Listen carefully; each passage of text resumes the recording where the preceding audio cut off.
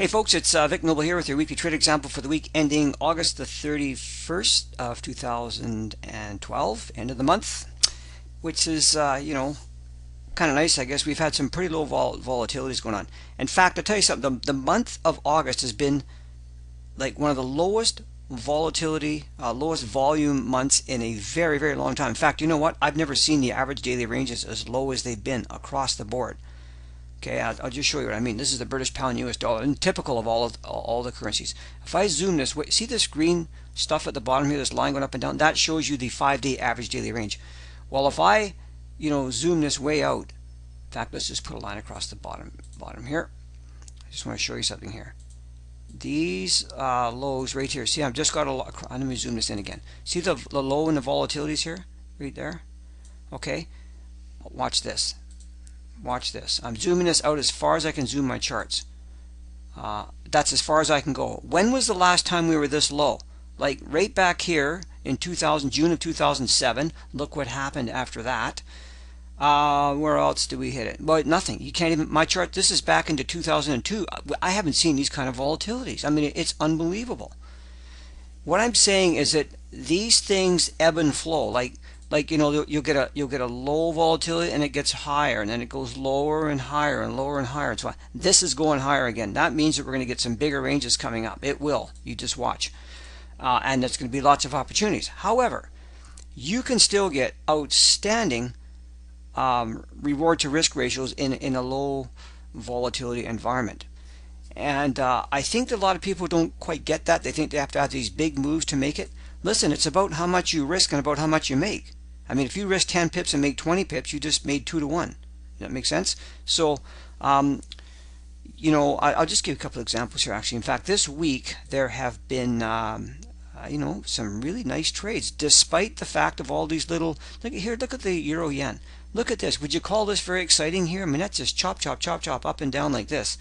Well, by watching what's going on and by learning a, good repeatable pattern, you can get these trades. And this is a trade. I just happened to take this one. Doesn't matter if I took it or not, because other people have taken it as well.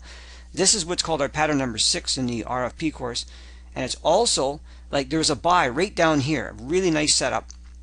I actually got this trade, and I only had an 8 pip risk in that trade. Now that's pretty darn small, and I made 30 pips on the when I got out of it, so it's 2.5 to 1. But the reason why I'm telling you this is because when this came down to here, I was able to put this trade on with very small risk, which means I didn't have to make a lot to get a really nice reward to risk. Now this trade was also not only a pattern number 6, but it's called a slingshot trade. It's a trade setup that we show in the Coach's Corner, taught to us by Calvin Thorney, that is outstanding. You actually wouldn't probably believe the kind of results that he gets with these, and not just him. Other people in the Coach's Corner doing this as well. It is really like quite amazing, and they match up really, really well with that pattern number 6. So I'm going to show you. Let me show you one from today here. Actually, on the U.S. Canadian dollar pair today. Have a look at this here. Yeah, this pair, has been the same thing. It comes up to this level in here, didn't quite make it actually, and started to drop. And in fact, the candle action at the top in here was quite negative, and then look at this big huge downdraft here. It went down really hard. Let's go to a 1-hour chart and I'll show you the trade. And it was another pattern number 6. These things happen like a lot. And see this here, like where the MACD's heading down hard here. For those that have the course, you know what this pattern is all about. Huge drop right down here. This rally was a great sell right up here at 98.95. Right? I'm not making that up because I know this trade. And not only was it a pattern number 6, guess what? It was also a 15-minute slingshot setup that we show. Back, watch this. Let me just show you the pivots on this. Put the daily pivots on. Isn't that interesting? 98.95, right near the figure, by the way, which is another reason to expect there to be possible resistance. It was a Fibonacci level. It was, look at how it was resistance, resistance, resistance. It breaks through, it becomes support, and it tries it again here later, goes crashing straight through it, comes back up with all of the conditions set up for a slingshot, and also a pattern number 6 right there on the way down. And that one there, I scaled out of it I just did it a bit differently, but it was still a 2-to-1 is what I'm getting at. Calvin himself, he had a trade today on the euro based on what he does at was over 3-to-1. You know, so like why I'm telling you this is because just because the environment is low volatility doesn't mean that you can't get good reward to risk. In fact, I want to just show you on this trade here, how do you know when to take the trade off? This is just a little clue for you. Go to your higher time frames. Where can you expect there to be support on the way down? How about right here? It was support, like here actually too. Support, support, support. In fact, you know what else it was? You see, this is a weekly pivot rate down here too. Now, I'm not saying that you're going to, get a course or take, and just become an instant expert overnight doing that. That's not the way it works. It took me a long time. It takes everybody a long time. But you got to start somewhere. We have another one of our CC Coaches Corner members. I mean, he's become such a good trader, trading slingshots and another pattern we called MOFs that I was talking about. And this week, on this low volatility week with not much going on, he was up over 8-to-1 on his reward to risk for this week. Like, that's incredible. Wait till the volatilities get moving up here again. And that's like if you risked 1%, that means you're returning like over 8% in 1 week. How long would it take you with your money in the bank to do something like that? Ridiculous, right? So, and again, remember, this is in a low volatility environment, but by keeping his risk very, very small, like what I showed you, like on my Canadian dollar trade here, it was only a 10 pip risk.